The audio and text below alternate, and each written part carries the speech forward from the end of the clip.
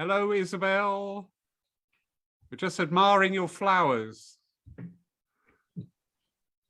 Hello, Lee. How are you, darling?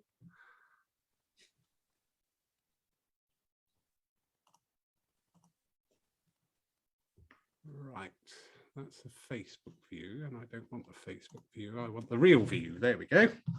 That's wonderful.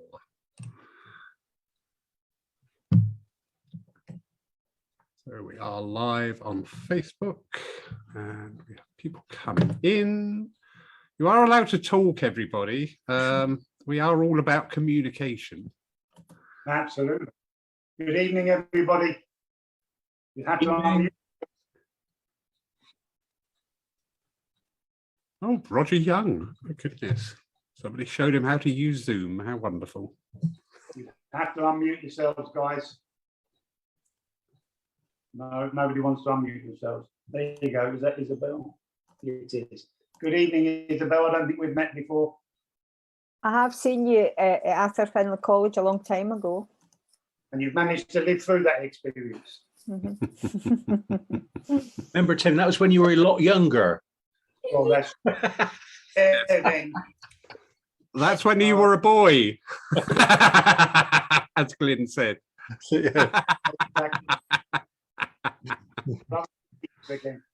Hello, Dennis. How are you, sir? Good evening. Oh. Good evening. You're right, Roger.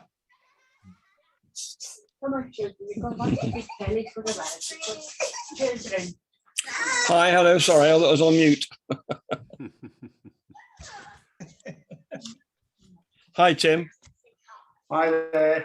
Long time as I saw you. You came to Swanage once, didn't you? Gave a little seminar down there.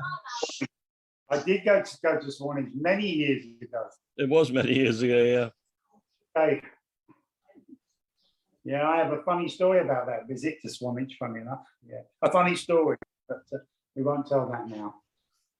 Yeah. Swanage is a funny town. Oh, come on. Not nearly as fun as school. Oi. Actually, we did the seminar in a beautiful place, very near a vintage railway station. That's right. Yeah.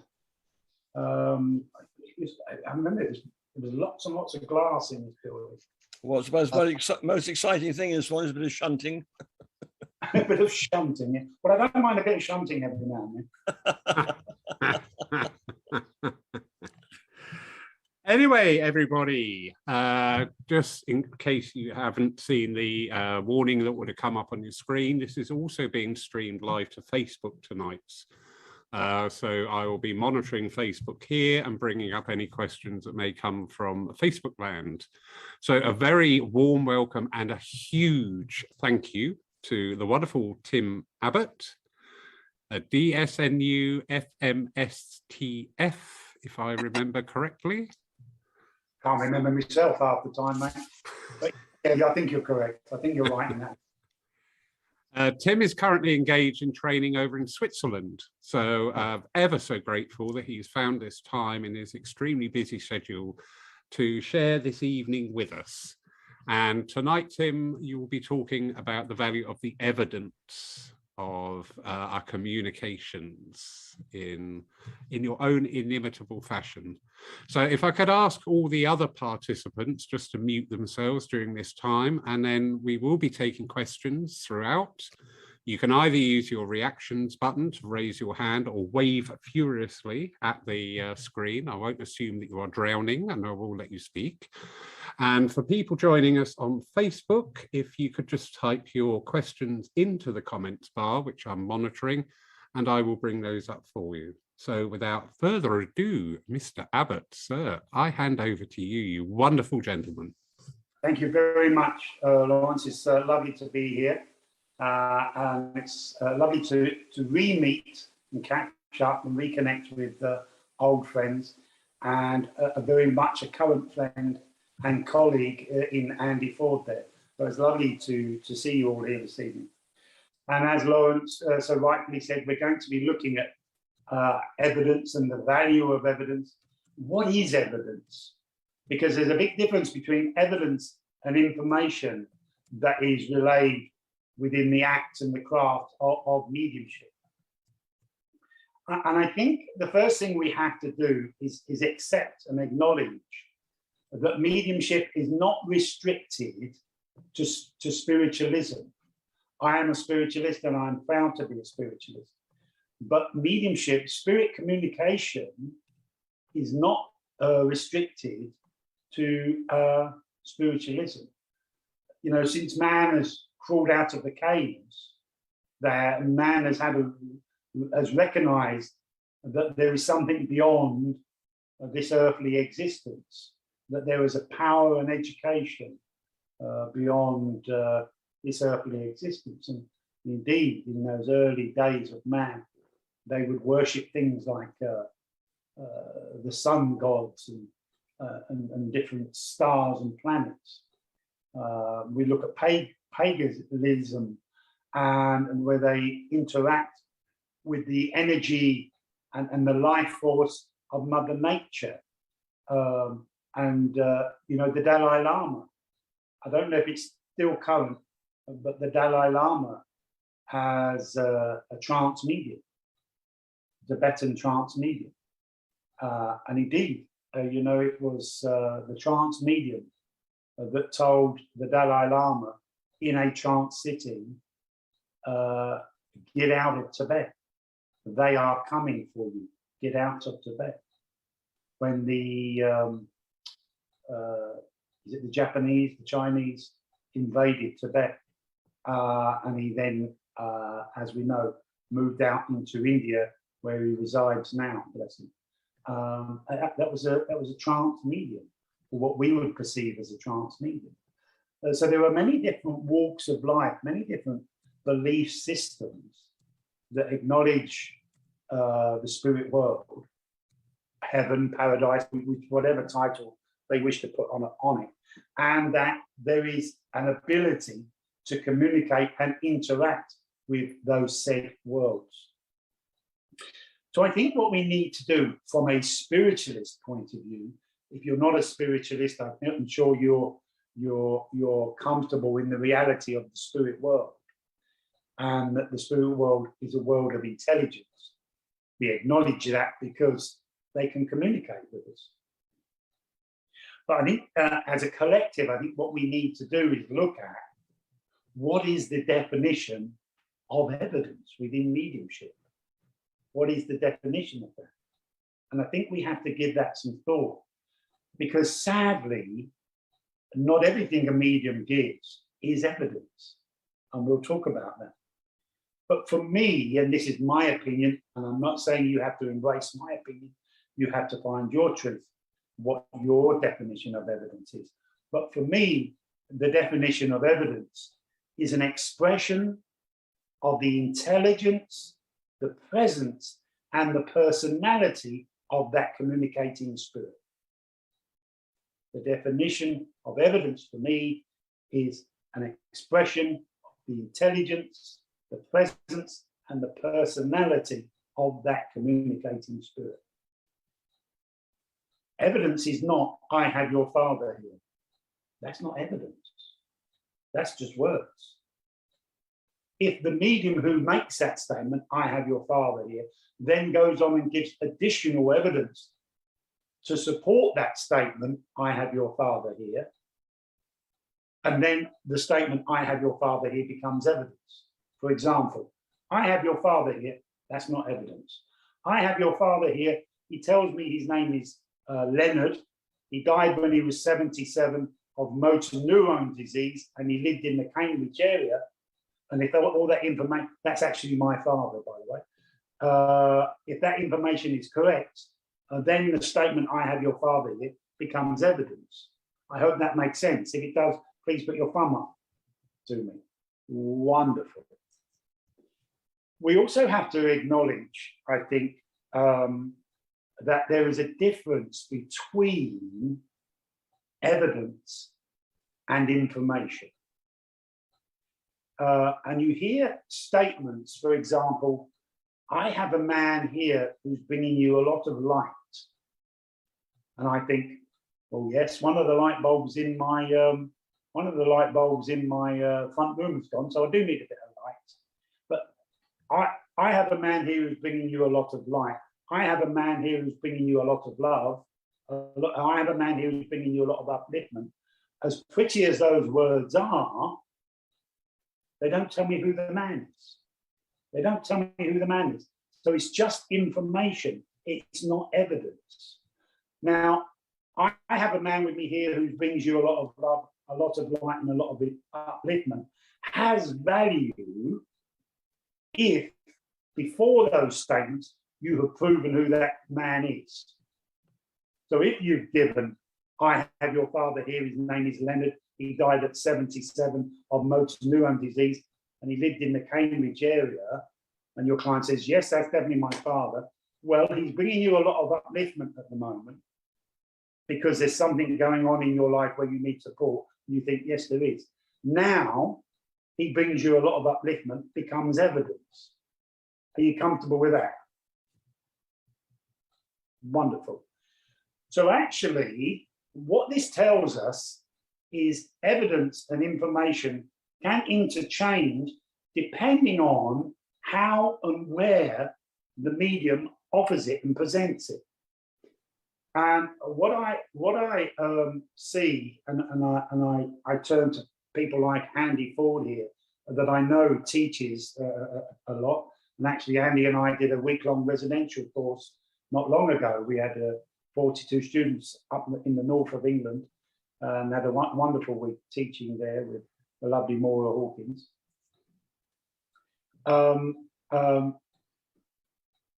If you think about how we present the evidence, a lot of teachers will observe the energy of a student working, and you'll see from a teacher's point of view that they're in the company of the spirit world. And again, let's say Father, and you are aware of the information or the transference of thought energy from said Father to the medium. And then when the medium comes to, or the student comes to relay it to the client, they relay something slightly different. For example, Father says, my name is Leonard. That was my father's name. My name is Leonard. The medium may say, do you understand the name Leonard? And that's not what my father said. My father said, my name is Leonard. And do you understand the name Leonard is not evidence, even if you've proven you have my father before you make that statement. Because what is the medium referring to? My father's name, my father's brother's name, my name, the recipient, the name of his dog, the pet name for his car. What is the medium referring to? Because the medium hasn't explained that.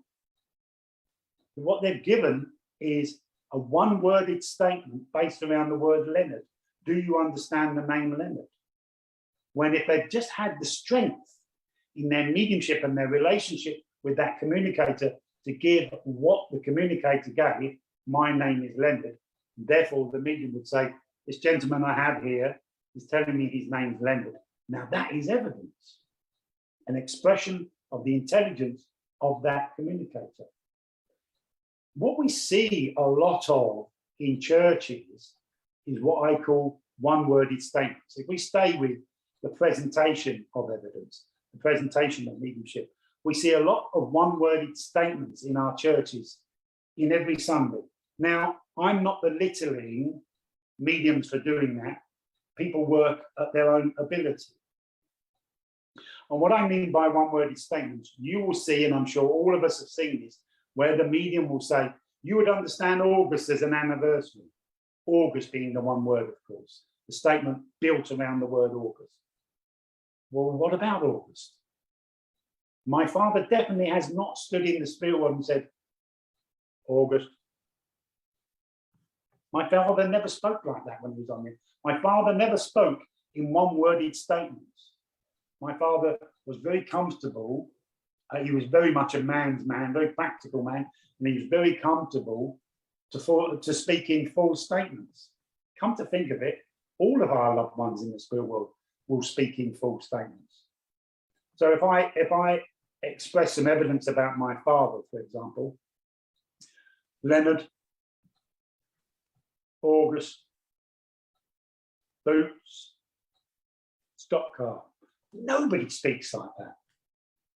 What my father would say is, my name is Leonard. I had a dog called Boots, and I used to be a stock car driver. There would be intelligence within those statements. Yet mediums, because they haven't got the confidence to surrender to the company of the spirit, will limit themselves to those one-worded statements and present it in that way. So now it no longer becomes evidence. The way that my father presented it was evidence. But the way that the medium presents it is now just become information. And the client's thinking, yes, I can take Leonard. Boots, yes, my father always wore a pair of boots. Stock car, yeah, my father was a stock car driver. And now the client has become the medium, because the client is now acknowledging what those words mean. So it's the client that is perceiving it and turning it into evidence, not the medium. But it's the medium's job to do that on behalf of the communicating spirit. I hope that makes sense. Another way that a medium can turn that information into those statements into evidence, of course, is move their awareness back to the communicating spirit, because they've either misunderstood or through their sensitivity not been aware of the full statement, Boots. And you take your awareness back to said father. But Father, what are you talking about when you say boots? You used to have a pair of boots? You've left some working boots? No, I had a dog called Boots.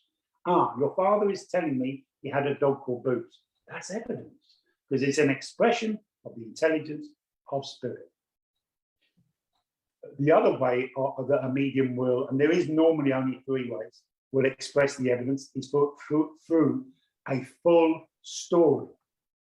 So we go back to Father again, and Father says, I have a dog called Boots, and I used to show Boots at dog shows, and we won a few first prizes, first in show.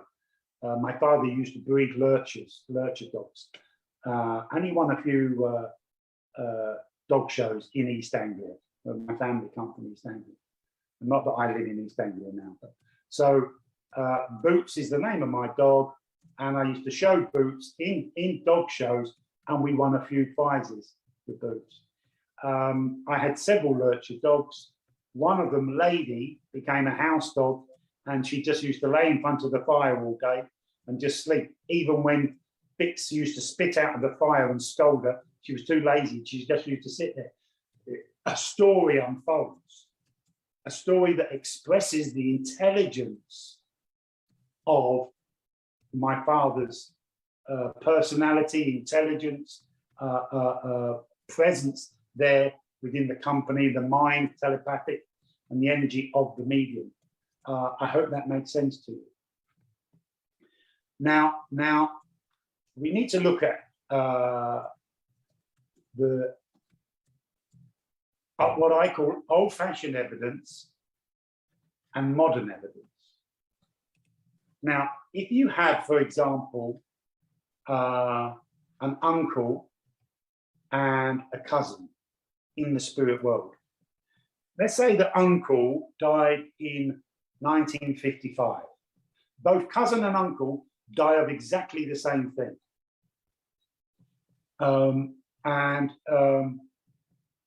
Uncle comes home from work, walks into his house. He died in 1955. He fell down with a heart attack. Before he died, he reached for the house phone. Remember the old house phone with the holes in it, with the numbers, and you put your finger in the hole and you go, remember that? And hold the dialing thing to your ear. And uncle phoned the ambulance, and the ambulance came, but sadly it was too late. He was in the middle of cooking his meal, meat and 2 veg. Evidentially, a good story, a sad story of uncle dying, but a good story. The same story, but in a modern version. Your cousin died in 2020. He came home from his job. He was a computer technician. Came home from his job. He couldn't be bothered to cook a meal. So he phoned for a pizza, takeaway pizza, which is what they all seem to do these days. But he took a heart attack. He didn't reach for the house phone because there wasn't a house phone. He reached in his pocket for his mobile phone and dialed for an ambulance, and the ambulance came. But sadly, he died before it came. The same story, one is slightly more old-fashioned than the other. And so we need to think about, when we think about evidence, the era that the communicator came from, and maybe how long they've been in the spirit world. And if you look at within your development of your mediumship, different aspects of evidence, and we can take, I can just pluck one out of the air, for example, work. So in England, we know that in the 1950s, there was quite a decent percentage of men who were minors. So therefore, there must have been quite a decent percentage of minors that died of what they used to call black lung disease. Well, that must be very rare now because there are virtually no minors left in England. Make sense? A colleague of Andy's and mine, her father died a few years ago now. I'm thinking of Sheila's father, Andy, 7 years ago, something like that. Must be sitting, yeah, he was sitting at a computer and he took a heart attack, which is a very modern way of dying.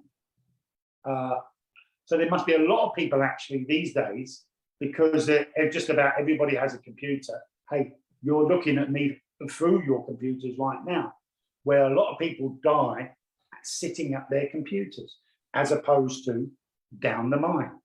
So there's an example of evidence that changes over time, if you like, old-fashioned evidence, modern evidence, clothing, cars. Look how much cars have changed since the 1950s.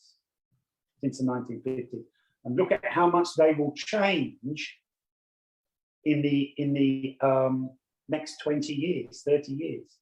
You know, you won't have diesel and petrol cars. There'll all be battery and electric cars. Not quite getting my head around it yet, but it's coming. It's coming for all of us.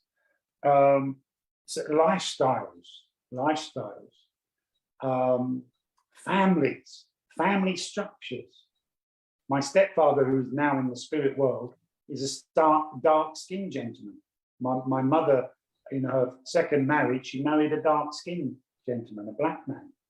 And when I say to people, I have never had a communication from my father, my stepfather. And people say, well, why is that? I said, I've always had communication from my natural father, but I had a very loving relationship with my stepfather, but I've never had a communication with him. Oh, why is that? I can only assume, and this sounds a bit brutal, but I can only assume because it's mediums are not allowing themselves in their mind. Remember, we're talking about mental mediumship here, to assume that Tim has a black father. There's a black man here saying he's Tim's father. I ain't giving that off. I'm not giving that. That can't be right. That's got to be a no.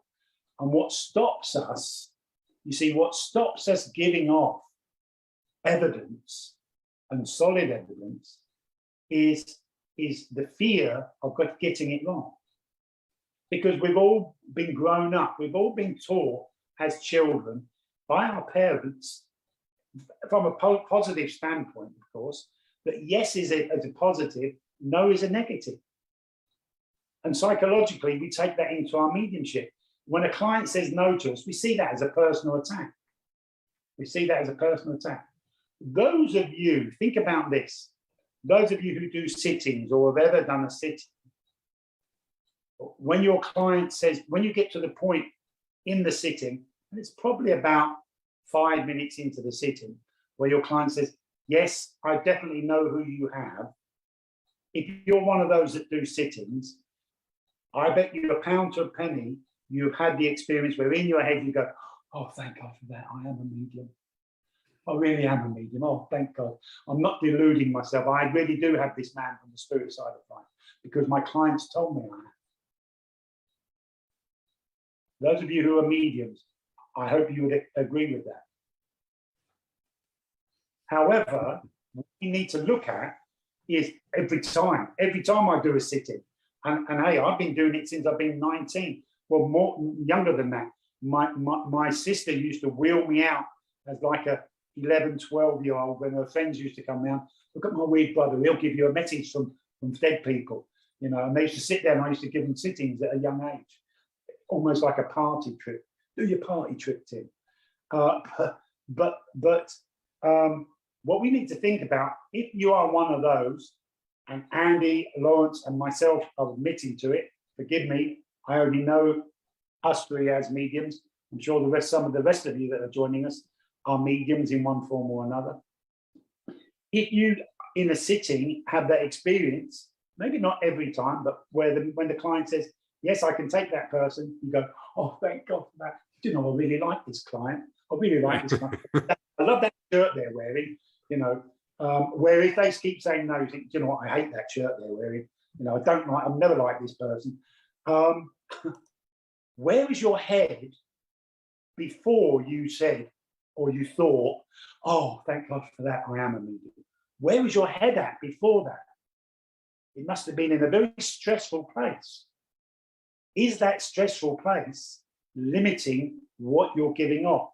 Are you on a subconscious level playing safe? Or I'm not going to give that off because that's a very yes or no. That's a very yes or no. I did a sitting for a lady just before I came out here, a Zoom sitting. An American lady wanted a sitting on Zoom.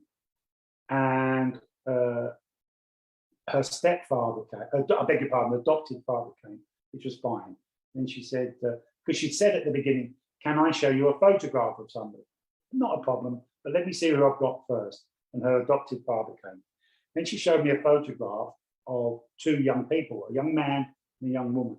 At this point, they looked about 20.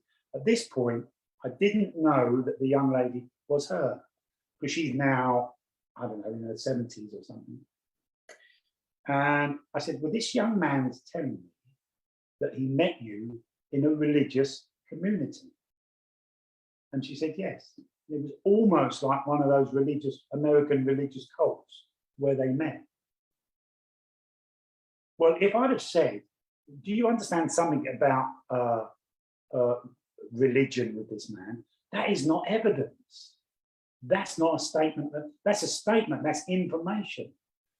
But it was only when I said, this man's telling me he met you in a religious community. And she said, yes, that's exactly where we met, was in a religious community. That's an expression of that young man's intelligence. Therefore, it's evidence. I hope that makes sense. So at this point, Lawrence, maybe it'd be nice if we take some questions and then we see where we go with this. Yes, certainly. Before we do, thank you, Tim. Something I was aware of unconsciously, I've been prompted to work more on my private sittings.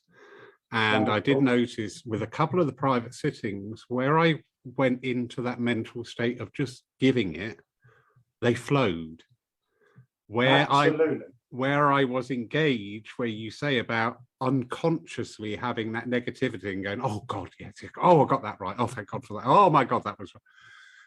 And when you said it, I went, oh my goodness, I really get that, because I've just had a couple of sit-ins where I've just spoken and not wait, you know, I've just gone into it and it's really worked. So thank you for that. Well, let me respond to that with my opinion on that, the mechanics of mediumship. What you said there, and it's a very important point that you said there, Lawrence. Thank you very much. I very much believe the worst enemy of the medium is the medium's own consciousness, their own thought process. And sometimes we become too active in our thoughts. You know, you have to be in an altered state of consciousness, which makes the thought process passive, which in turn heightens the sensitivity and awareness, which allows you to attune to what we understand as the spirit world and the intelligence and the information from the spirit world we perceive through our senses, of course, our spiritual senses. But when you are without becoming too mechanical, you move from, there are 4 states of consciousness in the human brain: beta, alpha, theta, delta. And the medium will move into the theta state. An evidential medium will move into the high theta state. That platform medium, as Lawrence said, who's doing the sitting. On the whole, it's not always the case, but on the whole, you are in the theta state. What happens in the theta state and the low alpha state, which is like the deep meditational state, there is a gland in the brain called the pineal gland, which becomes activated. And the pineal gland gives off a hormone called melatonin. You can actually buy it. You can actually buy man-made melatonin from the chemist to help you sleep. And what melatonin does, it helps you sustain the altered states of consciousness. For example, the sleep state, the trance state, the mediumistical states, the meditational states, and I'm talking from a spiritual point of view here, of course. But it helps you sustain those states, which is why a medium can sustain a demonstration for an hour and a half, 2 hours, without coming up for breath. Now, the pineal gland, medical science tells you that the pineal gland stays dormant when you're in the beta state. The beta state is our everyday consciousness, when there are lots of thoughts going through the consciousness. A lot of them are mundane thoughts. How do I cross this road without getting knocked down? What shall I have for my dinner tonight? Then you go and react to it. Does my bum look big in these trousers? Or whatever it happens to be, you know. Yeah, absolutely. Yeah, people are laughing, but hey, people have those thoughts, sadly, mundane thoughts. But those thoughts are keeping the pineal gland oppressed. When we start to do things, when we allow our thought process to become passive, the pineal gland becomes active and gives off this hormone, which allows us to stay in the altered state. It is within the altered states, the low alpha states and the high theta states, where the spiritual senses become activated. Clairvoyance, clairaudience, clairsentience, clairgustience, clairolfactions, claircognoscience, where those spiritual senses, how we perceive the evidence from the communicating spirit, becomes active. If we and then we perceive the communicator who's going to give us that evidence that we're talking about tonight. Now, if we start doubting ourselves or saying, I don't like this client, or having the thoughts, I don't like this client because they're saying no, I don't like the dress she's wearing, where did she get that from? My wife wouldn't be dead in one of them. And with all these negative thoughts start creeping in. Now we're going back to the beta state. The pineal gland closes down. We lose awareness of the spiritual senses. We lose awareness of our communicator. And I'm sure this has happened to most of us in a sitting, where you have to say to your client, or just give me a moment, your mother's stepped away from me. Of course, she hasn't stepped away from you at all. Your awareness, your state, your attunement, your state of consciousness has actually stepped away from the presence of the mother. The mother's not going to come all the way from the spirit world and say, oh, do you know what, I'm going home, I can't be bothered. You know, she's here to communicate, and she's going to want to communicate. So those thoughts that we have are very, very counterproductive, more so than what we think when we are trying to relay evidence. Oh, I know that was a bit long-winded, but thank you very much. No, wonderful. Wonderful. We have a question on Facebook from the lovely Craig Morris, who I know has just been very active, just on a week on tour, and I think he's having a well-deserved gin and tonic tonight at home. And he's been asking, I've been on the road this week, and a question I've been asked each night is, how long after someone passes can they connect to a medium? So I think we have to, you know, whenever I answer these types of questions, Lawrence, we have to respect that there may be different belief systems within the room. We can't just assume, as I said at the outset, not only spiritualists communicate with the spirit world. And different belief systems, different religious philosophies have different slants on that question, that subject matter. But I think I can only answer it through experience. And I was doing a mini tour many years ago down in Kent. I think it was something like a 7-day tour or something. Different centres, different churches, workshops, sittings, demonstration services. And I was doing a day for Dover Spiritualist Church. And then I went on in the evening to do a service for them, I think, or demonstration for them. But I think I had 6 sittings to do that day.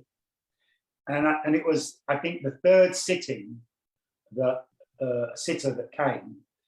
And I learnt this information afterwards because she was the cousin of a student of mine at the time. So she relayed back the information to the student who relayed it back to me. So she came in for the sitting, and I normally go through the normal introduction. How do you do? Have you ever had a sitting before? And depending on if they say yes or no, is where I go from there. And within a couple minutes or two, you're into the sitting. And my statement was, I have your mother with me here. Not, remember what we said about earlier, not, do you have a mother in the spirit world? I have your mother with me here. And I started relaying evidence to her. And after a couple of minutes, she said, I have to stop you there, Tim. Everything you've given me is correct. However, I've just come from my mother's house. She literally lives 10 minutes away from here. I was with my mother literally 15, 20 minutes ago. I've come from her house to have the sitting. And I'm going back to her house afterwards. She's absolutely fine. And I said, well, okay, let me just give you a bit more evidence. Gave her some more evidence. And she said, well, that's with my mother as well. Everything you're giving is with my mother, but my mother's fine. Now, at this point, those of you who are mediums, and again, I know Lawrence is a working medium, Andy, and I've seen Jason work on Facebook before. I've never seen him live, but I admire his work. You know if you're working psychically with the information from somebody's energy, or if you have the company of discarnate spirit. You know that because the energy, the vibration of the energy, the intelligence within the energy is different. And I knew I had the company of this lady's mother. Now, you've got to be very careful in that situation because you go, no, I'm right. Your mother's dead. You can't be saying stuff like that, you know. I know you don't know it yet, but your mother is dead, you know. And so I said, look, if you don't think this is your mother, I'll ask her to step back and see who else is there. And her mother's brother stepped forward from the spirit side of life and proved himself, but then went on to keep saying, your mother is fine now. Your mother is fine. And she gets, Tim, I don't understand what you're saying. I know my mother's fine. The sitting came to an end. She was comfortable because she had her uncle, her mother's brother, didn't quite understand the information. You know, your mother's fine. She went back to her mother's house, and her mother was dead in the chair where she left her. Now, that's quite powerful. I don't always tell that story because it sounds like I'm glorifying myself on the back of someone's death. But that would have been no more than something like 15 minutes after that lady passed away that she was communing with through my mediumship. Now, if we talk about evidence, I was doing, there's a lovely spiritualist church in Billericay. I'm lying, not Billericay, a Bulldog, Essex way. And I was doing a midweek demonstration for them. And I said, ladies and gentlemen, I have a lady with me here, and it was a very old-fashioned English name, let's say Mildred. I have a lady with me here who's telling me she's only just passed, and her name's Mildred, and she wants to talk to somebody here. And the lady said, oh my God, my friend Mildred died today. And I said, well, she's saying to me, did you get the 2 rings? And at this point, the lady starts panicking and fumbling in her handbag and said, I came home from work tonight and Mildred's husband phoned me and said, she's gone. Are you going to church tonight? Yes, I am. Well, on your way through, can you stop off? Mildred asked me to give you something. 2 rings. 2 rings. An expression of the intelligence of spirit, evidence. So my second story, certainly within, I don't know, 8 hours. The first story within, at the most, within 20 minutes. And I think I'm comfortable with the reality, and you have to find your own truth, that it's got a lot to do with 2 things here for me. Is what is the individual like on the earth plane as a communicator? Are they quite a withdrawn person, closed person, or are they comfortable communicating and interacting with other people? And that's not going to change when they go to the spirit world, in my opinion. And what is their spiritual beliefs? What is their spiritual beliefs? And I want to tell you another quick story that kind of backs this up. I'm very much a believer that when we first go to the spirit world, we hold on to quite a lot of more than just the personality that we are. So, for example, maybe the elements. If our leg was painful for the last 50 years of our life, we may have an awareness of that pain when we go to the spirit world. But very quickly, it will, as we evolve and change our vibration, it will change. So depending on your religious beliefs, and if your religious beliefs, and there are some that say you can't communicate for a certain period of time, maybe that will become your reality in the spirit world. And let me try and support that with a story. I was doing a demonstration at a church, and I became aware of 2 brothers.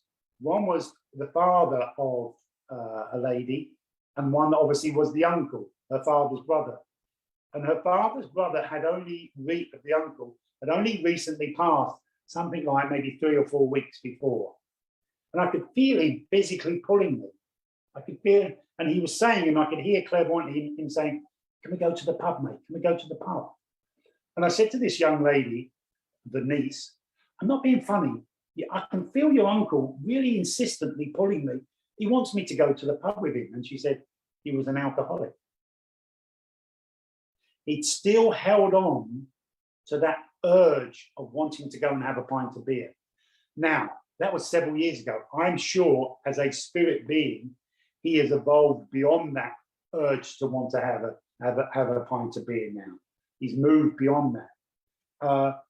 But let's not forget that when we very first pass away is when we are vibration-wise the closest to the earth plane, of course. As we evolve, we distance ourselves from the earth plane. I don't mean mileage, but I mean through frequency, through spiritual development. I hope that has answered the question. I thank Craig for it. And I saw that Craig had gone back home. Knowing him, popped back home because he'll only be home for a while before he's off on his jollies again, knowing Craig. But it's lovely to hear from him.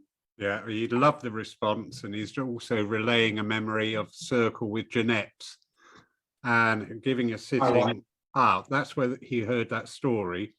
But he's saying he was giving a sitting and someone came through on the evening who had passed on the same morning. So what a wonderful, wonderful gift is that. Now, saying that, we have, as mediums, we try to be as honest as possible. And I would never say this to somebody, but very often, you do a church service and a lady or a man will come up afterwards and say, I've been coming here 16 years and my Georgie's never communicated. And I think, well, maybe he doesn't want to, love, and I would never relay that. I'd never say it in that way, of course, to them. But, maybe Georgie's happy in the spirit world, and the last thing he wants to do is start being reminded of the ailments and the problems that he had when he was in the physical. And so, hey, no, I'm happy to be here with my family on the spirit side of life. Thank you very much. There's also that we have to consider as well, of course. Very true. And a penchant of mine is often, in my humble opinion, that the healing process for the person still here hasn't completed, and that spirit intervention or communication could actually interfere and delay that natural grieving process that we all need to go through. 100%, Lawrence. Again, let me share a story that happened in this very building where I am now a couple of years ago. So I was taking a class up in the town here in Neuchâtel, and I knew that I had a sitting to do that had been organised by the lady that houses me and has done for the last 13, 14 years. And my understanding was a lady was coming for a sitting. That was it. That's all I, maybe I'd be given a name, and what kind of sitting they're having. That's all I want to know. And as I left the classroom and stepped out into the street, clairvoyantly, objectively, a young man was standing there. And he said, "My mum and dad are waiting for you." And in my mind, I said, no, it's just your mum who's coming. And he said, no, my dad's there as well. They're already there. And I said, no, they're coming in 30 minutes time. I'm walking back. They're not there yet. No, they're already there. Oh, okay. Well, you go away and come back later. Oh no, I beg your pardon. And he said, tell them about the tractor. Tell them about the tractor. Okay. Well, you go away now and I'll see you in a while. When I arrived back home 10 minutes later, it's a lovely walk through this Swiss town on a lovely summer's day. The father and mother was already there. And I went into the front room where I was going to do the sitting. And the lady that I stayed for was translating it for me. And the father sat there like that with a very straight face. And the mother was very open. Yes, this is the medium. And I said, did my normal introduction. And I said, actually, I need to talk to the father first, because I believe you have a son in the spirit world. And he went, yeah. And the wife said, whatever his name was, let's call him George. George, of course we have a son in the spirit world. Oh, well, all right, okay. But he could have guessed that. Okay. I said, well, but your son wants to talk to you. And he's talking about a tractor. And at this point, I became aware of the son again. And clairvoyantly, I saw him as a young boy, maybe 4 years of age, putting one of these toy go-kart tractors together with his father. And so I relayed that. Your son's telling me about a memory that you have of his with him putting a child's go-kart tractor together. And the wife says, George, of course you remember that. We bought that for his 5th birthday. You remember Christmas. You do remember that. You sat in the front room putting it together. Oh yeah, but he could have guessed that. Well, your son's telling me that he actually died on a tractor. There's like a roll cage that goes on the back of a tractor. For whatever reason, they took it off, and he rolled down a hill and he was crushed by the tractor. And the father, yeah, I'm not sure about that. George, of course you know that. That's how our son died. He was crushed under a tractor. The father just was not emotionally ready for the sitting. And at that point, I realized, Tim, you are hurting this man. You are hurting this man. Focus on the mother. And the mother was very open and very comfortable with the reality of having the sitting. The father just was not ready for it. I think what we have to remember is, and where a lot of mediums go wrong, is that they start and finish. The reality of mediumship is to prove, or the purpose of mediumship is to prove the continuity of life, full stop. But mediumship is much more than that. It's a healing process. It has to be, especially in something like a one-to-one sitting, it has to be an spiritually uplifting experience for the client. And if they are not ready, as Lawrence suggested there, doesn't matter how much evidence you give, you're actually doing more damage than good. So a sitting is not right for everybody, no matter how evidential you are. A very good point, Lawrence. Thank you, Tim. And also, one of my personal favorites is not every communication we get from spirit needs validation. It is for our information and understanding. Absolutely. Absolutely. Yeah. Everybody's gone quiet on Facebook. We've all said hellos. We've got some wonderful people. Lovely Frederick Hagland in. We've got Sweden represented, Denmark represented, in the UK. But nobody's asking any questions. So is anybody in the room? Hello, Andy. Andy will pick up on me. Thank you, Andy. That's right. Good evening again, Tim. What I was going to say is, talking about evidence, when the spirit communicator obviously is proved who they are, and then they go on and they actually start talking about things that have happened in the recipient's life after obviously the communicator has died. Do you think that helps, adds to prove even more sort of life after death? Are you reading my aura, Andy? Because we did that exercise with my class today. Oh, well, yes. Exercise. Very good. For me, I love that exercise, Andy, and I'm sure you've done it with your students. For me, what that proves is the continuity of the mind, not of the. Now, of course, there are many debates. What is the definition of mind? For me, and I can only tell you, for me, the definition of mind is that thinking part, that God source of the spirit, of the incarnate spirit.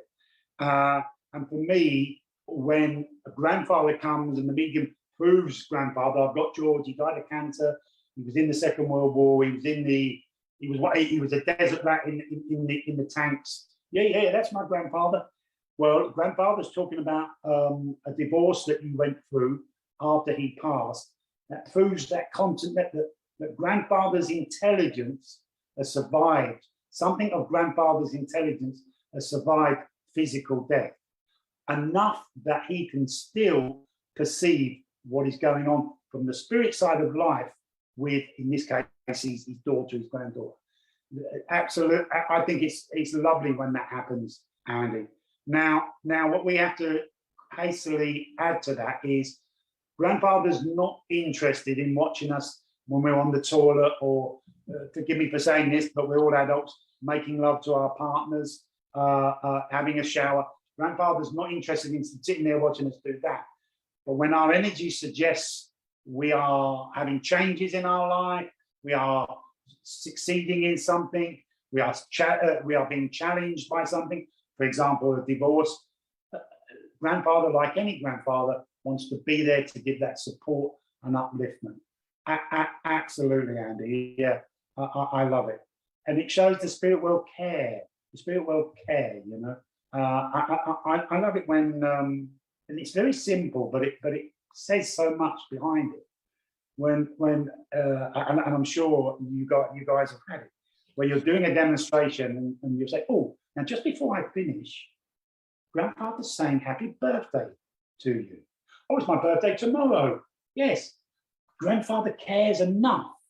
That love and that bond from the spirit side of life is still there, that grandfather makes a mental note that it's my grandson's birthday and I need to acknowledge that. Why do I want to acknowledge it? Because I still love. Yes, it's evidence, but and this is something else we need to go into. Yes, it's evidence, but it's evidence from somebody who cares, from somebody who loves. And I think as mediums, so thank you for that question, Andy. And my answer to you is yes, I love that form of mediumship and evidence there. But I think what we have to understand is we are not one-dimensional. We are not, as human beings, we are not one-dimensional, and neither are our loved ones in the spirit world.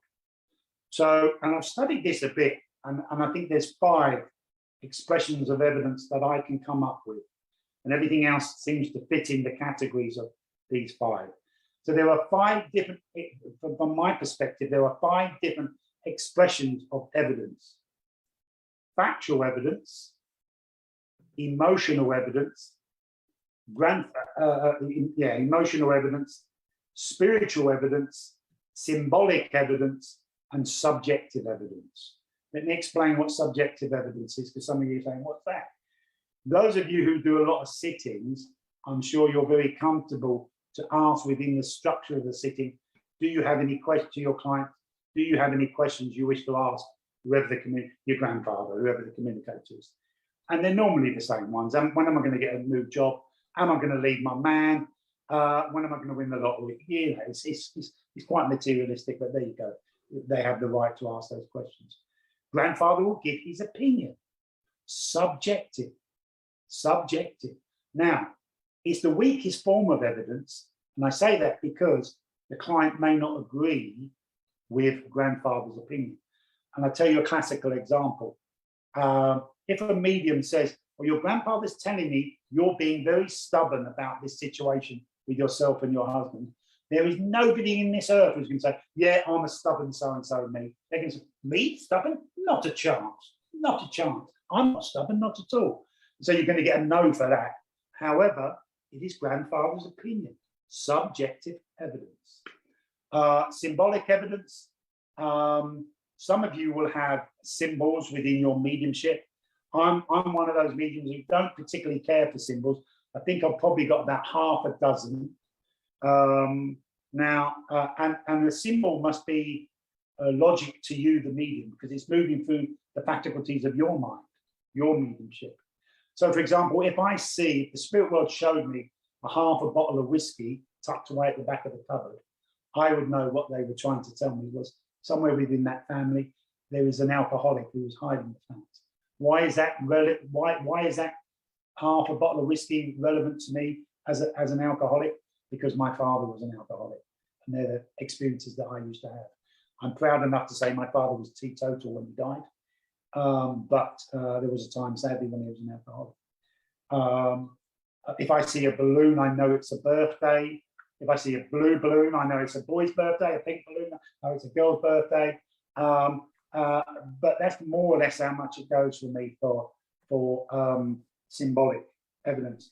The beauty about symbolic evidence is it saves energy. The spirit world know that a medium can work for an hour and a half, 2 hours, and then they're depleted of the energy and they have to go and do something completely different. Have a cup of tea, watch a film, whatever, to replenish their spiritual energy. So there are times when the spirit world will give, if you like, shorthand, if you remember that phrase, shorthand with the secretary's information. So, for example, a half bottle of whiskey will tell a monologue of information that hopefully, the way that the medium presents it, it becomes evidence. Spiritual evidence, and I like to, when I talk about spiritual evidence, I like to give an example. So let me give an example of a lady in the spirit world. Let me give it, first of all, as factual evidence. I was married to the bank manager. Because my husband earned very good money, we bought a manor house in a village. And we needed a manor house because we had 6 children. And sadly, 5 years after we moved into that house, I kept getting pains in my breasts. And I went to the doctor and it was discovered that I had breast cancer and I died in the summer. My family was never right since I died. The older children moved away and the family's never been right since. Very factual story from the spirit world. Let me show you that in through spiritual evidence. We never lived in a house. We lived in a home with a big heart for a big family. And we had beautiful summers there. But sadly, one summer, God called me home. And my family still suffer since I left them. It's 2 stories through mediumship that are exactly the same evidence, but presented in different ways. We've looked at factual evidence, emotional evidence. Quite often, the spirit world will express how proud they are of you because you just passed your driving test, how happy they are for you because you've just got married.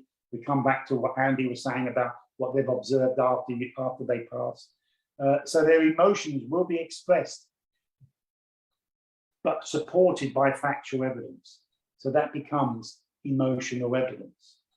And for me, they're the 5 expressions of evidence through a communicator that will very, very much be offered up.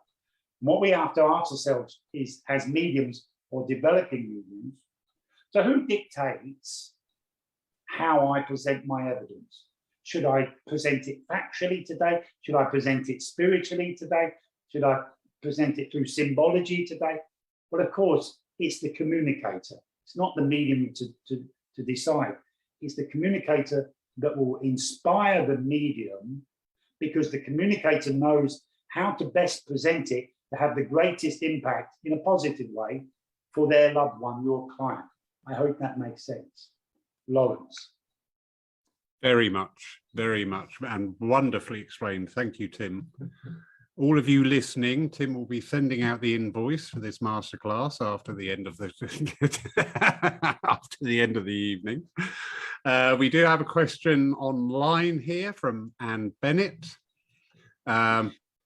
She's been waiting patiently, and she says, I have also heard of the spirit of someone being given as a person's mum.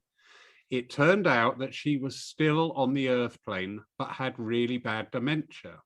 She apparently wanted to speak to the daughter with a specific message. What are your thoughts on that, Tim? Okay, so good evening, Anne, and thank you very much for that question. We have to, for me,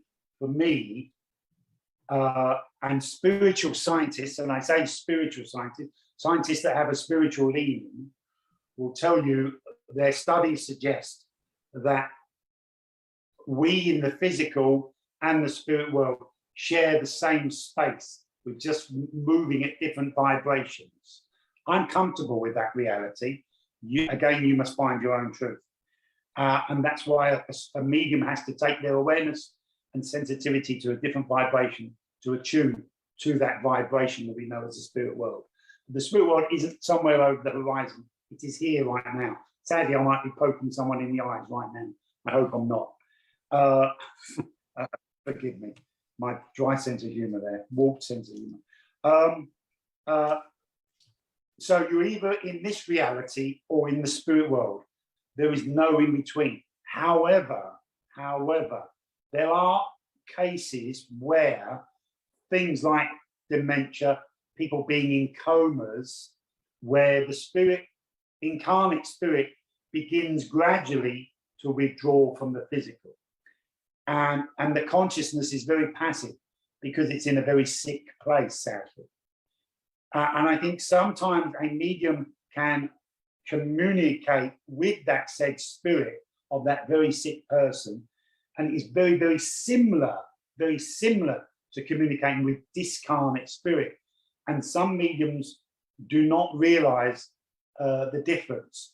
And I'm not saying I always realize the difference, but again, when you're working with somebody who is of this physical reality or somebody who is of the spirit reality, the vibration is different. And again, I'm sure Jason, Lawrence and Andy would somewhat agree with that. And it's through your sensitivity. It's through your sensitivity. But there has been occasions when I've given a sitting and I'll say something, I have your mother with me here, blah, blah, blah, blah, blah. And I say, oh, my mother's still alive. She's very sick in the hospital. She's in a coma. And oh, okay, I thought I was communicating with discarnate spirit. But on the whole, I will have an awareness through my sensitivity. And it's an extension of this reality. We are all adults here. This is not my humor jumping in, by the way. We are all adults. We know the difference between a male and a female. We're all adults. I'm sure some of you have stood either cooking a meal in the kitchen with your back to the door, or to the kitchen sink doing some washing up with your back to the door, and somebody walks in to the kitchen. And before they've said anything, you know exactly who it is. Oh, that's my cousin Johnny. I didn't realize he was in the house.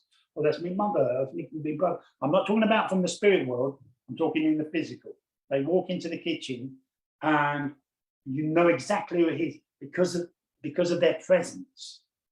We know the difference between, those of you who are mean, we know the difference between a male and a female. Someone who's old, someone who's young, someone who died suddenly, someone who had a drawn out illness, someone who died of a suicide, someone who died in an accident. We know that through our sensitivity. And in the same ilk, we know it's slightly more harder, but in the same ilk, you will come to know in your development if somebody is of the spirit world or of this world. Although sometimes, I don't like this phrase, but I'll use it for the sake of this discussion, they are somewhat in between the two, because of illnesses like comas, dementia and things sadly like that. Absolutely, yeah. I agree with her. I've had those experiences, and you know, the spirit can call out from either side of life. Wonderfully explained. I have experienced that in a sitting myself, even with the name, which all bear relevance. But the yeah, so absolutely wonderful. We've gone quiet on the question front. Is there anybody in the room would like to ask anything? You're all lovely. Leslie is sat there, all quiet and attentive, and Jason is waving, and Andy is, look at that. They're all kicking off now. Jason, you first, sir. Hello, thank you, Tim. It's fascinating to listen to. So, you know, when you sit in circles, you hear lots of new mediums saying that they wish to advance the level of detail of their messages, and how do they do that?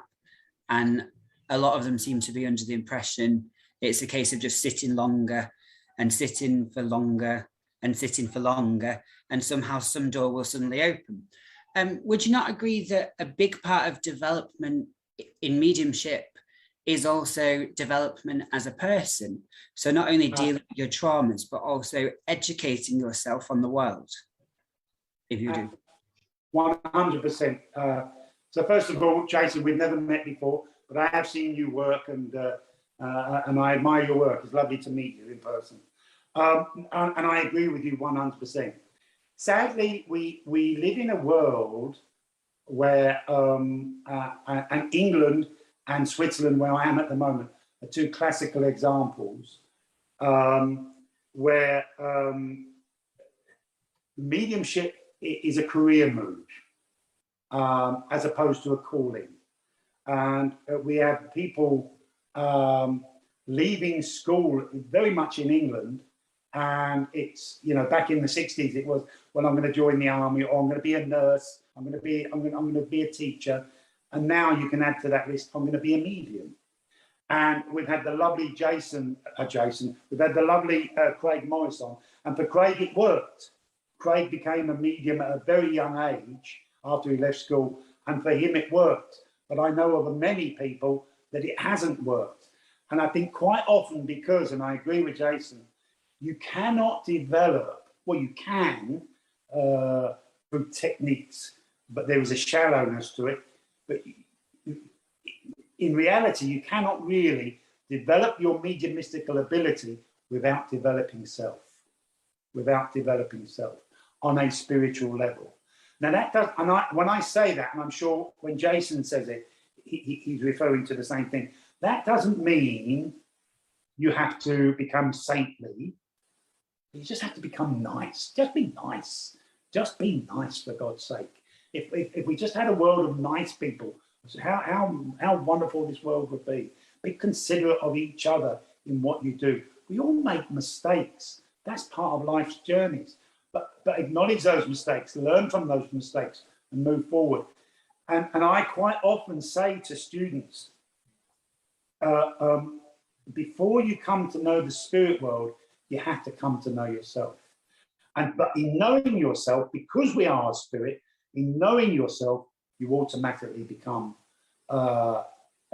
in attuned with and knowing of the spirit world, because we are an extension of the spirit world.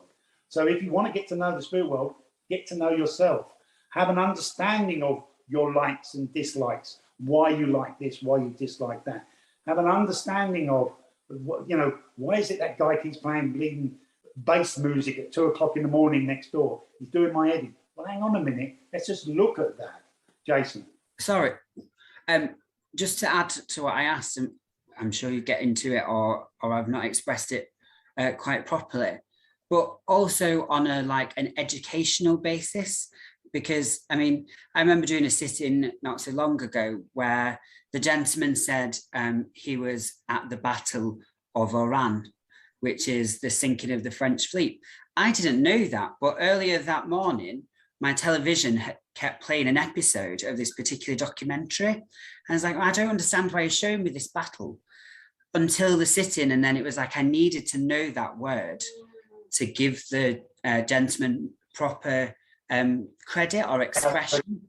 And a lot of, do you not find that a lot of learning mediums, they don't want to develop factual knowledge of the world, and so things can sound very generic because they don't know deeper understanding of the physical material world itself. So again, absolutely. What we have to understand and acknowledge is there are two types of mediumship: mental mediumship and physical mediumship. And what we're talking here is mental mediumship, and that's what Jason's referring to.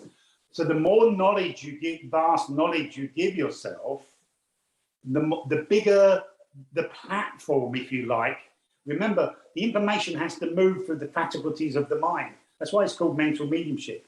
So the more information that's stored within the faculties of the mind, the more the spirit world can tap into to relay that the very subject we're talking about here tonight. Evidence, like the names and titles of battles, the names and titles of trades, if you like, that different people are doing. You know, I don't know. Oh, I have your grandfather here. He was a thatcher, as opposed to, I have your grandfather here. What's the name of that thing where you put that hay and straw on a roof? Oh my God, who is this medium? You know. So absolutely, you know, and you can educate yourself to enrich your mediumship in many different ways. It doesn't have to be within a dictionary. It doesn't have to be from some book you got from Cambridge University. One of the ways, one of the things I pride myself when I'm doing my mediumship is the age. I'm very good at, I have your grandfather here. As I look at your grandfather, I know he was 72 as he went to the spirit world. The way I train myself with that is, has anybody watched the program The Chase? Yeah? Okay. It's a quiz competition, and there will be 4 candidates on it, and they'll ask questions, and there is a quiz expert who chases them down, and if they catch them question wise, then you're kicked out of the competition. And it's all to do, there's financial prize involved. But at the beginning of the program, these 4 candidates introduce themselves by saying, hello, my name's Tim, I come from the West Midlands, and I am 61 years of age. They always give their age, but before they give their age, I will say what I perceive their age to be as I look at them. So it doesn't have to be, you don't have to be as educated as someone who's got a doctorate at Cambridge or in Oxford University, but the more vast information you have stored within your mind, the more greater the reservoir that the spirit world can tap into when they're giving information. And if I even take that one step further from what Jason's saying here, life's experiences will so help a medium. And what I mean by this is, and I mean this sincerely when I say this, how can a medium do justice to somebody who died of starvation if they've never been hungry themselves? How can a medium do justice to a prostitute? Hey, somebody has to go and earn living in many different ways. I'm not measuring the rights or wrongs of prostitution here. I'm just giving it as factual information. How can a medium do justice to a prostitute if they've never sold their body themselves? How can a medium do justice to somebody who commits suicide if they've never had that experience themselves? And you may be sitting there and saying, yeah, but how can I have experience of committing suicide or selling my body? Well, you can through meditation. Meditation is a very powerful thing, and the spirit world can give you many different types of experiences that will enrich and empower both the intelligence, what Jason was speaking about there, and the experience through meditation that will empower when you give the evidence to your client from the communicator. For example, if a mother says, tell my daughter, the client, a mother from the spirit world says, tell my daughter I love her. And the medium, through their experience, rejects love, because I've been married 5 times and I hate all my wives. They were all bad, nothing to do with him, of course. They were all bad.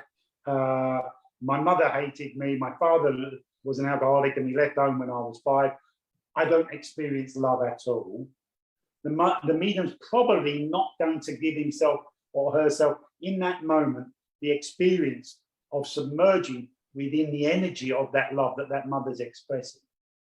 So when they express it to the client, the daughter of the mother, it's just empty words.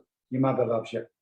It's just empty words, as opposed to, you know, your mother loves you, and I can truly feel that love, to the point where the client can feel that love as well, because the medium is allowing, on a mediumistical level, to bathe within that love.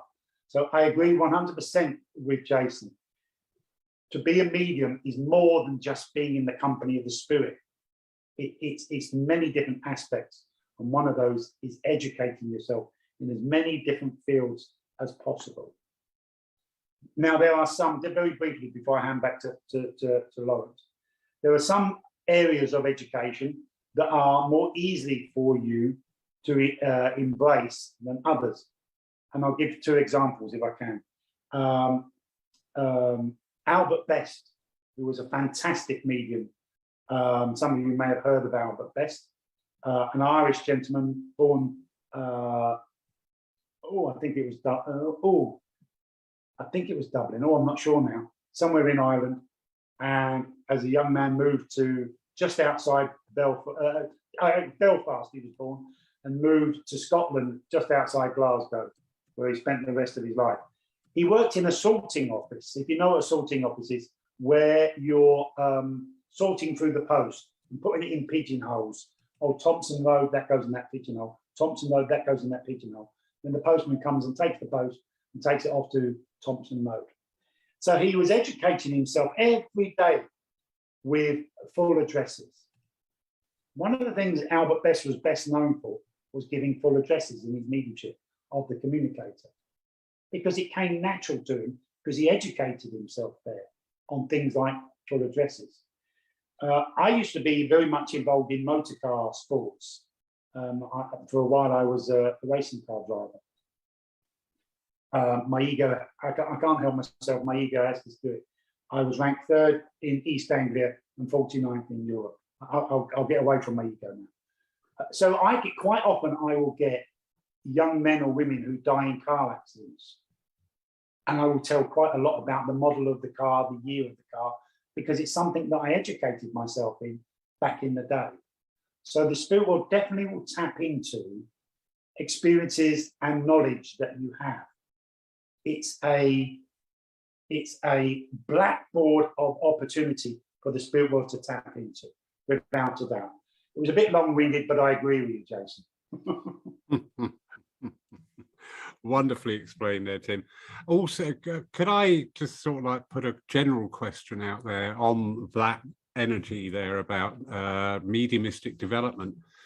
Do you think that within our religion, philosophy, understanding, whatever your terminology, that sometimes our mediums actually sabotage their development because they want to be a medium? So they have that end point in sight and they're going, I want to be a medium, but not really grasping what that entails, what that goes on. And the most important fact that is, this is going to sound odd, you are never the medium that you can be, because every day, every way you progress and move on, and bringing that into people's awareness. We can get you to a stage in your mediumship, but we're not going to make you a medium because there is no end point to it. Absolutely. So several points here, Lawrence. Wonderful question. I think again we live in a very commercial, mediumistical commercial world, and if medium A can give greater factual evidence than medium B, this is the downfall of the clients, by the way. If medium A can give greater factual evidence than medium B, medium A is more likely to earn a living out of the mediumship than medium B. Sad fact of life. Give me my mother's name and I'll pay you for that. Don't give me my mother's name. Well, you're no good. I won't recommend anybody to come and have a sitting with you. Sadly. I agree. Our development of mediumship is very much an ongoing. You know, I've been aware of the spirit world since I've been 7. I formally started developing when I was 19. I'm now 61. I still learn. You know, something that so moved me the other day. I will divert a little bit, but then I'll come back to something I need to highlight to support what Lawrence is saying. I was teaching here in Switzerland in a different school than what I'm in today. I was teaching trance healing to a group, and I'd given a trance sitting to a lady. And after the sitting, immediately after the sitting, when I'd come out of trance, she broke down crying. Now I'm sure that the sitting moved her somewhat on an emotional level. But I said, you know, I comforted her, and you know, are you okay? And she said, Tim, I'm a doctor, and they're all doctors and nurses and lawyers, things like that, who come to the mediumship to look at alternatives here in Switzerland. Very much so. You get very educated people. Why they come to a clown like me, God only knows. But there you go. And she said, she broke down crying and said, I work with a lot of people, all my work colleagues, all my friends. The only science they know is medical science. I have to hide the fact that I am a healer. And it's destroying me. And that's why she was crying. We don't realise how lucky we are in England. We really don't, how open we can be. However, because of that, because we can be so open, it gives space to make a career out of mediumship, which, you know, then beggars the question that, okay, as a professional medium, you've got to come up with the goods because you're professional. It's now commercial. When I was a teacher and course organizer at the Arthur Findlay College, I had a group. It was a very successful group, class, and they'd left. And I was sat in the sanctuary, if you know the Arthur Findlay College. Because I was a course organizer, I could say what classroom I had. I always used to have the sanctuary because that's where my mentor always used to work. I have wonderful memories of the sanctuary. And I thought, I just want to sit. I just want to sit in the company of the spirit. And I want to ask my people in the spirit world, my guides, my inspirers, how can I take these students forward? How can I make them understand that there is no end to their development? And I'm sitting in this meditational state, and the answer came back from, you won't know my guide, but I know Andy has met him, from Edward, a guide of mine. He's no better than anybody else's guide, by the way. But Edward said to me, oh, that's very easy, Tim. Very, very easy. Tell your evidential mediums to stop looking for the wow factor, to stop looking for the telephone numbers and the full names and how the communicator died. Stop looking for that. Tell your healers to stop looking for the healing results. Tell them to stop looking for that. Tell your trance mediums to stop looking for the wonderful philosophy that's being expressed through the spoken word. Tell them to stop looking for that and look for the company of the spirit. And when they find the company of the spirit, then the development will truly start. And then they will achieve whatever goal they need to achieve. But I think sometimes, because it's all, I've got to earn a living now as a medium, it's got to be a career move now. I don't want it in 5 years' time.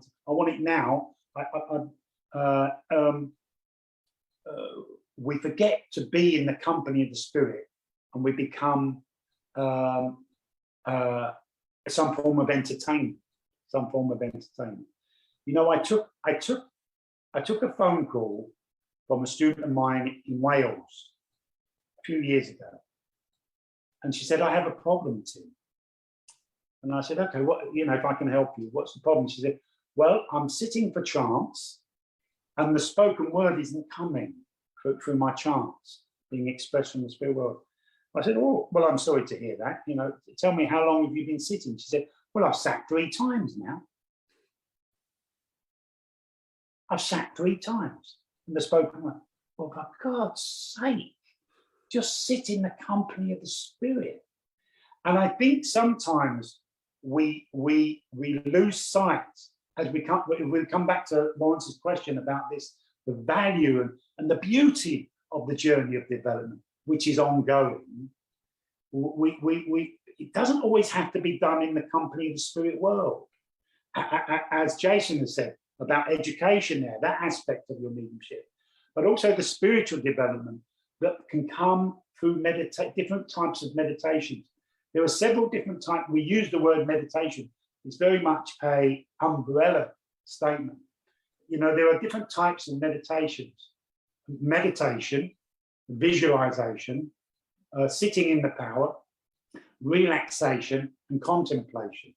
And I recommend mediums should do all of those to further their spiritual growth of themselves and their relationship with the spirit world. You know, you can, and I had a very good friend, and I know Andy knows him. And God, a very good friend, and I've forgotten his name. Mike Hunter. And he walked into a spiritualist church, and 2 years later, he and I started teaching in a school in Munich, in Germany. And with him, rightfully so. He had developed that much in those 2 years. It was right for him. However, to if you like, to work publicly, in this case, on a platform in Munich. However, that, because we use these titles, and I think very wrongfully. I'm only a local medium. I'm a working medium, or I'm a professional medium, or I'm an international medium, as if it's some kind of status quo. You know, it's some kind of, I'm an international medium. I'm a state. Who gives a hoot where you're teaching? You know, you're representing the spirit world wherever you are. I have to tell you, one of the best sittings I ever had was on a barge from an 80-year-old lady who told me so much that was correct. And I said to her, how often do you work? And she said, "Oh, I might do 1 sitting a month, and maybe I'll do 2 services a year in a local church." It's the intention to be in the company of the spirit, and it's the intention, as Lawrence said there, to allow yourself to go on a journey of spiritual unfoldment that has no destination. We have an understanding as spiritualists, as mediums, that at the point of physical death, the ability or the opportunity to continue to grow does not cease to exist. It is still there. The opportunity to grow as a spirit being is still there. So that potential to grow as a spiritual being, immaterial to a mediumship, is a journey of eternity. I fully agree, Lawrence. Fully agree. Sadly, I don't know. And then we have to look at the teaching that we're doing. That's how I earn my living, as a teaching. So I have to say that maybe I'm guilty. I know you're involved with different groups, Lawrence. I know Andy teaches. I don't know about Jason or the rest of you. But how we have a responsibility as teachers to inspire our students when it's right or when it's not right to go public, when it's right and when it's not right to say you're no longer the student, you're now the medium, although spiritually we're always a student. When do we take our students through these different stages, if you like, of their development? I repeat, it's ongoing eternity, but we have a responsibility as students. You know, I was saying to Lawrence before we went on air, I'm in a school here in Switzerland, and it's a problem that Switzerland has right now, because it's the approach all over Switzerland. They sign a contract, a legal contract for 1 year. I see them for 3 weekends. Each group I will see for 3 weekends. There's normally about 24 in a group. By the next year, there will be another 24 sitting in the same chairs. At the end of that year, so they will probably have maybe 8-10 weekends worth of work in that year. At the end of that year, they will leave with a certificate saying, I am a medium. This school's just told me I am a medium. Then they'll go and open their own school. It's so damaging. It is so wrong. And this is why there are mediumship schools on just about every corner in Switzerland right now. Doesn't mean they're quality. It's the same in England. There are circles on every corner in England, in every town in England. Doesn't necessarily mean they're all quality. And it's recognizing by a teacher. Now, I say teacher, that your teacher may be the spirit world. At what stage, you know, reality says, I'm at this stage. Our ego says, no, I'm at this stage. We have to be careful with that. Lawrence. Very true. Thank you, Tim. Honesty is so nice to hear at times. It seriously is, and I'm not being condescending whatsoever. I often say, you know, there's 10,000 pianists, but only one will be a concert pianist. Absolutely. Yeah. So, and also just very quickly back to Jason there, a very handy technique I was taught regarding my education working with spirit was to take the opportunities, so sitting on a bus, in a bar, and looking at people and describing them in your mind. That was a really useful technique. So, you know, I tell you what me and Mike Hunter used to do, Lawrence. We would sit in airports when we first started going aboard, and we'd look at somebody and say, right, read their energy. This takes some nerve. Read their energy. What job do they do? Now go up and start talking to them and find out how right or wrong you are. Absolutely, yeah. We did in a circle that, Lawrence, with animals, you know, symbolism. People give an animal as a symbol, but then the animal is only ever symbolic of one thing. And it's like, perceive the animal in your mind, bring it to life, describe it, and then use the rest of the description, you know, to expand the symbol rather than keep it as one singular word. Like an elephant just doesn't have a good memory, does it? Very good. Very good. Yeah. My spirit, which comes back to what I said earlier. I think it was before you joined us, Jason. Sadly, we see too many mediums saying one-worded statements off of our platforms. You would understand August being the one word. Whereas if we practice practices like you just said, we get used to telling full statements, full stories, full pictures from what the spirit world is telling us. Absolutely. Yeah, very good. All right. Brilliant. Thank you, Tim. My spirit animal, by the way, is a cheeseburger, and I'm sticking with that. Tim, I can't thank you enough again. I am so indebted. However, I actually get to meet you and the wonderful Jeanette this year here at Poole in September. You certainly do, mate. I'm looking forward to it. Yeah, and hugely here too. Very great excitement. I have to say, I was so disappointed that I couldn't come and see you and Jack when Jack was over from Denmark. I was just so tied down. It must have been lovely to have him over. I love Jack. He's a true ambassador for spirit. Hugely. We hit it off as we've done here online. And when he turned up, the little monkey, he was meant to be here in the afternoon. of the Sunday. So the Sunday morning, I was getting ready for the service, and as usual, I'm in there yakking away to people. And I just glanced at the doorway and I saw somebody, and I thought, well, we can take that bloody hat off, they're in a church. And I carried on the conversation, and then I looked back and I went, oh my God. I embarrassed myself. I was, but yeah, absolutely beautiful man. And Lola as well, absolutely stunning. Oh, gorgeous. How he managed to hook that one, God only knows. Yeah, I don't know. I did say to her, you know, blink twice if you're being held against your will, but she never did. So, absolutely. So if I could, yeah. I know we're bringing it to an end, Lawrence, but if I could just give one piece of advice as a closing, if you are chasing the evidence within your mediumship, you're too involved. Don't go chasing the evidence. Let the evidence come to you. Let the evidence come to you. And I have to tell you, I think the gap between student and superstar medium is smaller than what we think it is. There was actually a student that learnt me, the teacher, that if you're chasing the evidence, you're too involved. And I thought, God, he is so right. He is so right. Yeah.